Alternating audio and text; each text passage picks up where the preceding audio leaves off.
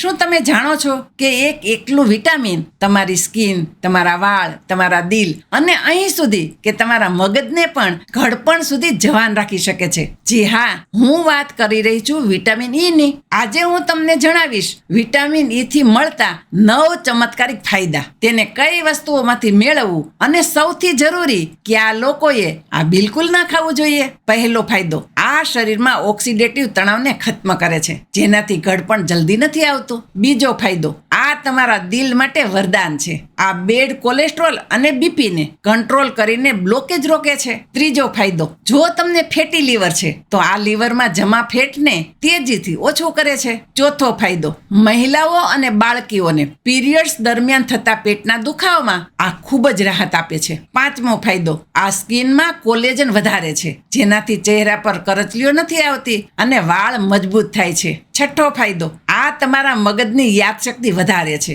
અને વડીલોમાં અલ્ઝાઇમર એટલે કે ભૂલવાની બીમારીનો ખતરો ટાળે છે.